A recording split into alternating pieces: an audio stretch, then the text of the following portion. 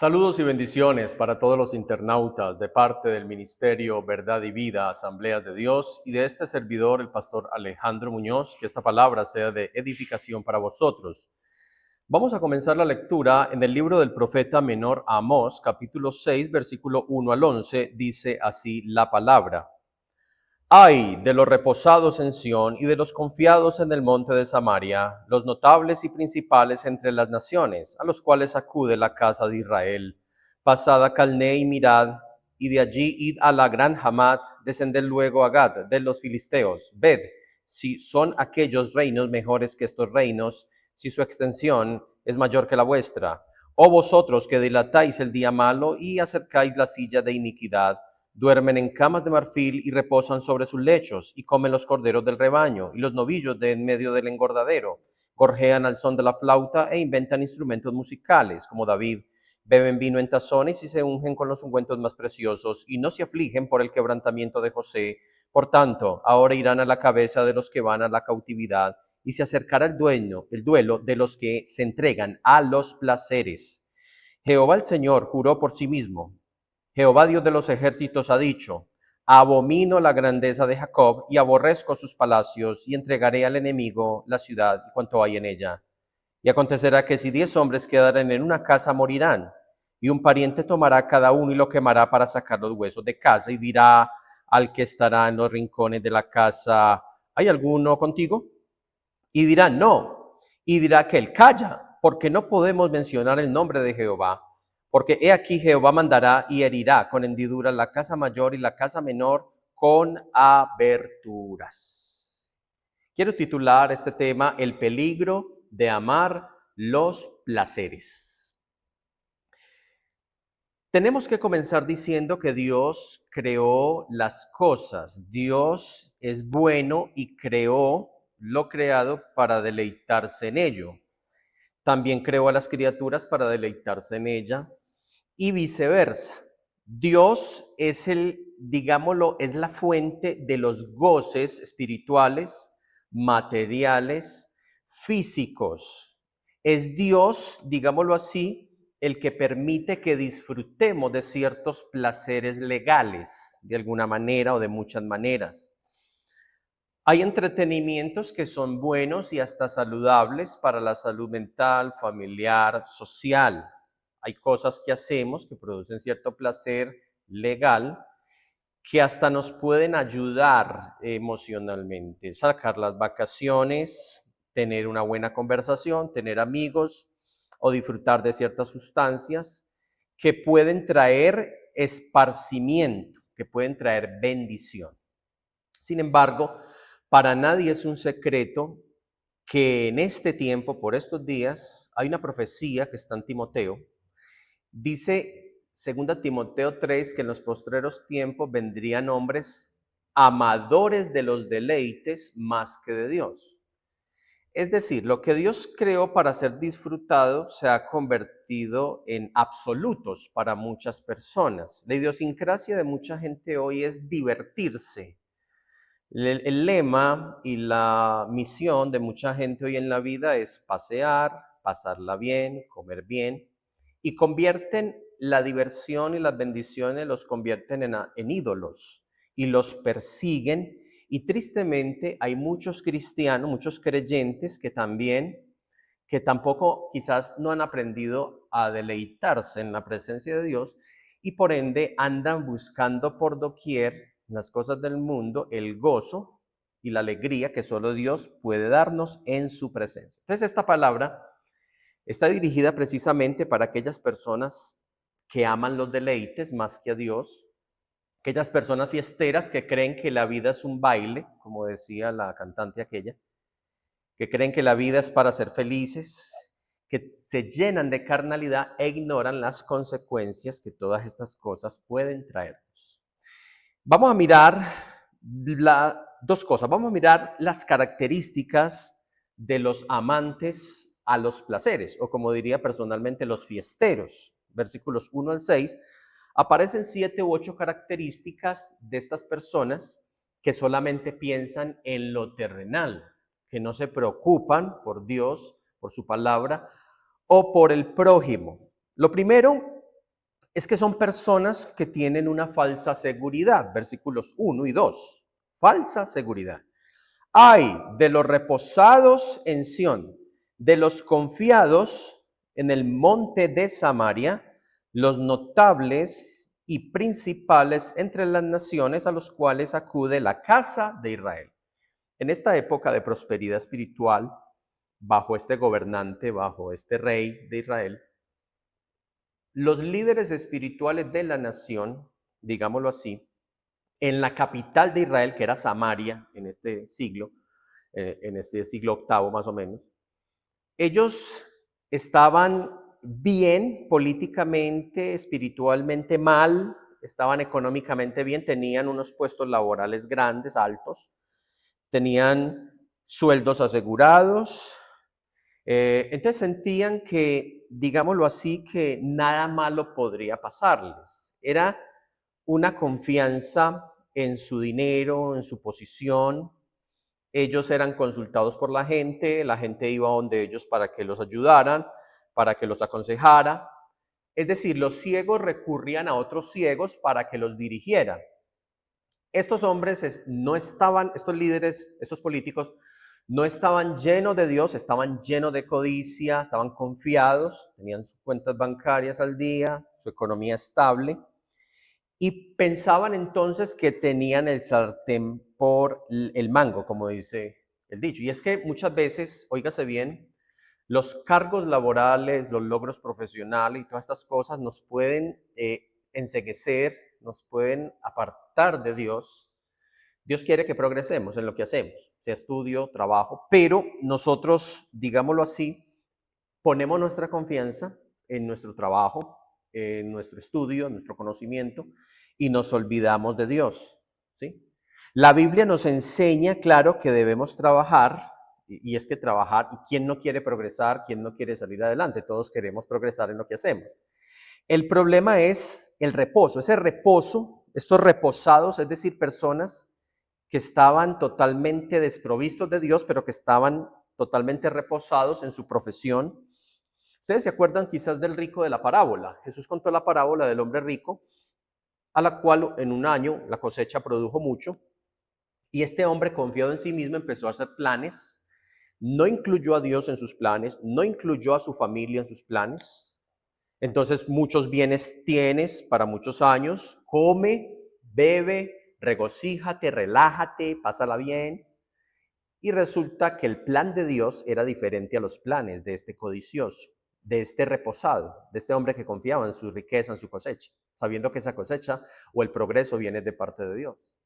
Y el Señor luego iba a ir a reclamar su alma, porque Dios quiere que aprendamos a confiar en Él, no en nosotros mismos. Deuteronomio 8 dice que cuando aumenten nuestros bienes por causa del trabajo, no nos presumamos, no digamos, uy, por causa de mi sabiduría, de mi esfuerzo, logré la riqueza. No, debemos darle la gloria a Dios.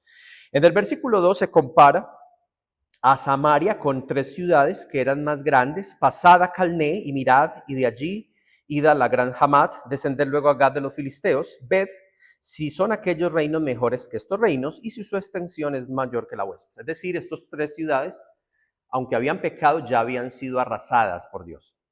¿Por qué? Por sus maldades. Entonces es importante las comparaciones. Una persona o una ciudad que esté bien económicamente no quiere decir que esté bien espiritualmente. Otra de las características es que ellos ignoraban voluntariamente las consecuencias de sus pecados. En el versículo 3, oh vosotros que dilatáis el día malo y acercáis la silla de iniquidad. El mensaje originalmente está dirigido a estos políticos de Samaria que no contaban con Dios para nada y que eran injustos en su trato social y político. Ellos decían cosas como esta, vea, a mí eso no me va a pasar. Esas cosas malas aquí no van a suceder. ¿Mm? Ellos ignoraban y no se preocupaban de las consecuencias de su indiferencia y de su pecado. Eran personas amantes de los deleites. Ellos decían, no, Dios es bueno, Dios es amor, Dios me ama, Dios quiere que yo sea feliz. Y dilataban el día malo, lo dilataban. En otras versiones dicen que ellos ignoraban que sus que su conducta iba a traerles consecuencias. No, pastor, es que yo no le hago mal a nadie. Es decir, son aquellas personas que no creen en consecuencias de sus pecados. En el versículo 4, otra característica es que ellos amaban las comodidades. Dice la palabra, duermen en camas de marfil y reposan sobre sus lechos. Es decir, estos políticos, estos hombres eran personas que les gustaban las comodidades, tenían unas camas exageradamente lujosas y eran personas que les gustaba el ocio. Hoy en día el ocio ha aumentado mundialmente. La gente no quiere trabajar en nada que suponga esfuerzo físico. Usted se dará cuenta que hoy en día ha aumentado digamos, los realities por televisión han aumentado, las comedias, los espectáculos, los deportes, las series, todas estas cosas que es, digamos, lo que ocupan a la gente para que la gente esté reposada en su cama, en su sofá y tenga una vida relajada, cómoda, ¿sí? Y esto es algo que puede rayar en algo pecaminoso. Yo a veces, cuando tengo tiempo, me veo un buen partido de fútbol, está bien, o una serie por televisión, un buen programa o película, o voy a cine con mi esposa, sí, está bien, pero vuelvo y digo, muchas veces convertimos esto en absolutos y desplazamos lo más importante, que es la comunión con Dios y la comunión con su palabra. Otro problema de esta gente era la gula. Dice aquí, comen los corderos del rebaño y los novillos de en medio del engordadero. No está mal comer bien. Dios Dios quiere que alimentarnos. El problema es que estas personas olvidaban el alimento espiritual, como dice Deuteronomio, no solo de pan vivirá el hombre. Además, según el contexto histórico, habían personas pobres en medio de Israel, Samaria y otras ciudades del norte, que tenían necesidades, que tenían pobreza, que tenían problemas, pero estas personas no los ayudaban. Estaban totalmente ensimismados y preocupados por su vientre. Eran servidores del vientre, no de los demás. También eran personas parranderas, digámoslo en este término. Les gustaba la diversión y la música. Versículo 8, gorjean al son de la flauta e inventan instrumentos musicales como David. Fíjase bien, la música fue creada por Dios, pero en este contexto es un tema negativo. La música aquí, ellos escuchaban, bailaban y cantaban, ¿sí? Música, no la música de David, sino como David. Eran personas fiesteras, eran personas bailarinas que les gustaba mover el esqueleto, como decimos nosotros, ¿sí? Y no vamos a entrar aquí en una polémica de que si los cristianos pueden bailar o no. Si usted es un hombre o una mujer de Dios, va a entender que el significado del baile es sensualidad, el baile es invitación a otras prácticas como el alcohol, la fornicación, la tentación, ser piedra de tropiezo, etcétera, etcétera. Entonces, nótese que el cristiano debería danzar mejor para el Señor en lugar de estar metido en parrandas y en lugares donde va a deshonrar a su Señor. En el versículo 6, una quinta característica es que ellos eran personas borrachas. Nótese bien, mire, beben vino en tazones y se ungen con los ungüentos más preciosos. Beben vino en tazones, era una exageración. En la Biblia se condena la borrachera, pero un poquito de levadura leuda toda la masa. Entonces, nótese que, mire, usted se pone a mirar y mira, por ejemplo, las estadísticas del consumo del alcohol son trágicas. Mire, según las estadísticas, más o menos 300,000 personas mueren cada año solamente en las Américas, América del Norte, Centro y Sur, en temas relacionados con el alcohol. ¿Se da cuenta? Sin contar que las personas borrachas pierden su trabajo, pierden su familia, pierden su salud. El borracho es un perdedor. La Biblia misma advierte contra este pecado. Es la sustancia psicoactiva y aditiva legal más consumida del mundo, el alcohol. Estados Unidos es el país de los borrachos. Entonces, nótese que la gente busca en esta sustancia, en el licor, lo que solo Dios puede dar, alegría verdadera. El alcohol produce alegría falsa, artificial y cuesta. No solamente dinero, te puede costar la vida y la salvación. ¿Mm? Los borrachos no entrarán al reino de los cielos, dice la palabra. Todo borracho dice lo mismo. Es que yo no le hago mal a nadie, pero te estás haciendo mal y estás pecando contra el cuerpo, contra el templo del Espíritu Santo. Otra cosa es que ellos se ungían con los perfumes más costosos, dice ahí en el versículo 6, parte B. En la Biblia el perfume es un sinónimo de lujo y de riqueza. Es una cosa de ostentación, simboliza la felicidad. El perfume produce felicidad según Proverbios 27, verso 9. ¿Sí? El perfume produce atracción. O sea, eran personas que les gustaba atraer a los demás, al sexo opuesto, emocionalmente, mentalmente. Eran personas dados a la cosmética, digámoslo así. Hoy en día estamos viviendo lo mismo. Personas que solo se preocupan de oler bien por fuera, pero ¿cómo está su vida espiritual? Personas que se preocupan por agradar y por atraer a los del sexo opuesto, pero no piensan en agradar a Dios, sino en agradarse y en agradar a los demás. ¿Se da cuenta? Versículo 6, parte C, y no se afligen por el quebrantamiento de José. Un último problema que ellos tenían, estos fiesteros, era la indiferencia. Había una indiferencia. Ellos sabían que Dios estaba molesto, que Dios estaba preocupado, pero ellos simplemente no hacían caso, eran indiferentes a los problemas espirituales, al pueblo de Dios, y por eso viene lo segundo, que son las consecuencias y los juicios de Dios sobre la gente fiestera, según esto. Vuelvo y digo, hay placeres que son legales. Yo no digo que no celebremos el cumpleaños, la salida, que no salgamos a pasear, son cosas buenísimas. Que no comamos bien, que no durmamos bien, todas estas cosas son buenas, ¿sí? Vestir bien, todo esto es bueno.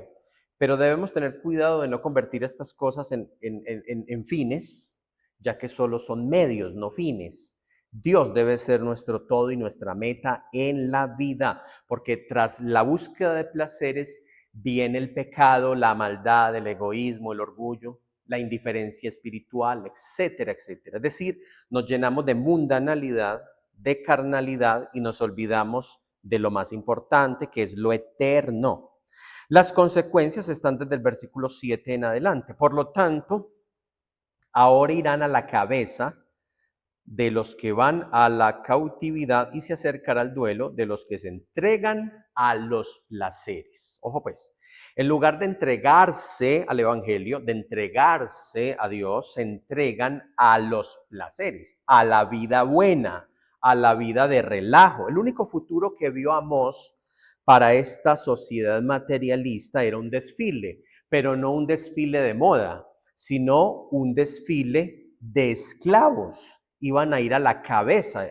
Esto se iba a cumplir más o menos unos años después, 40 años después de esta profecía, en el año 722 más o menos antes de Cristo, ¿sí? El rey asirio de esa época, Sargón II, se lleva cautivo a todo el pueblo de Samaria, de todas estas ciudades, y cae en la nación de Israel, tal como lo profetizó Amós. Porque así será las consecuencias, dice el proverbio, el que ama el vino, los placeres, el comedor de carne, el borracho, no se enriquecerá, dice la palabra de Dios. Mire, entonces habrían duelos. Los que se entregan a los placeres la pagarán, según la palabra de Dios. Mire, versículo 8, Jehová el Señor juró por sí mismo. Jehová Dios de los ejércitos ha dicho, abomino la grandeza de Jacob y aborrezco sus palacios y entregaré al enemigo la ciudad y cuanto hay en ella. Dios detesta el orgullo. Todas estas prácticas, todos estos amor a los placeres vienen como consecuencia del amor a sí mismos, es decir, del orgullo, de la soberbia. Por eso dice, aborrezco la grandeza, o sea, el orgullo, la soberbia de su propio pueblo, que solo piensa en las cosas temporales, en las cosas de este mundo, ¿sí? Mire, y acontecerá que si 10 hombres quedaren en una casa, morirán. Es decir, que no habrá forma de esconderse al juicio de Dios. Todos van a morir. Y luego cuando vayan a sacar el cadáver, no pueden mencionar ni siquiera el nombre de Dios. Qué triste. porque todas nuestras decisiones nos traen consecuencias. Por eso Jesús nos llama y nos advierte: si alguno quiere venir en pos de mí, niéguese a sí mismo y tome su cruz y sígame, porque el que quiera salvar su vida la perderá, mas el que pierda su vida por causa de mí, éste la salvará. Dios nos llama a una vida de abnegación. Dios no quiere castigarnos, por favor, quiere bendecirnos. Él puede suplir toda necesidad, toda dificultad la puede arreglar, toda puerta la puede abrir o cerrar según para nuestro provecho y su gloria. Pero nosotros debemos enamorarnos más de Dios que de los deleites. Debemos amar más al dador que a lo que nos da. ¿Cuántas personas se aferran más a la bendición que al que bendice? Nada de lo que nos dé Dios se va a comparar a Dios mismo en nuestra vida. Dios quiere que nosotros nos deleitemos en Él. Deleítate a sí mismo en Jehová, Salmo 37. Y el Señor te concederá las peticiones de su corazón. Qué lindo que aprendiéramos a disfrutar de la oración, a disfrutar del tiempo de alabanza, a disfrutar con los ojos cerrados, con las manos arriba. No necesitamos sustancias, no necesitamos cosas materiales, ni sensuales, ni tecnológicas para estar felices. Dios quiere Él mismo, incluso en esta vida, ser nuestra fuente mayor de alegría, de gozo, de disfrute. Mire, cuando uno disfruta las cosas que Dios le da con moderación, es como cuando uno tiene una chimenea.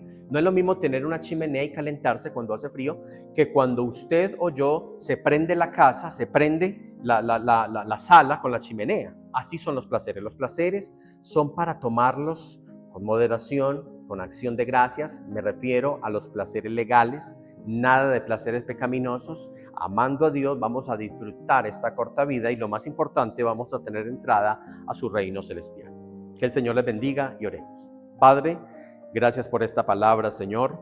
Quiero rogarte en esta hora y pedirte, Señor, que traigas arrepentimiento, Señor, de todas aquellas personas ensimismadas que solo piensan en el cuerpo, que solo piensan en sentirse bien, en pasarla bien, y no se acuerdan de ti, ni te aman, ni te buscan, ni se abstienen, sino que le dan rienda, sueltas todas sus pasiones. Ten misericordia, Señor, que esta palabra traiga arrepentimiento, que nos volvamos a ti, Señor, antes que sea tarde, y que vengamos, Señor, a confiar, pero solo en ti, que no confiemos en el trabajo, ni en el sueldo, ni en nadie, sino únicamente en tu gracia, y que nos apoyemos en ti, que nos arrepintamos hoy mismo, y te doy muchas gracias en el nombre de Jesús. Amén. Que el Señor les bendiga y nos veremos en una próxima oportunidad.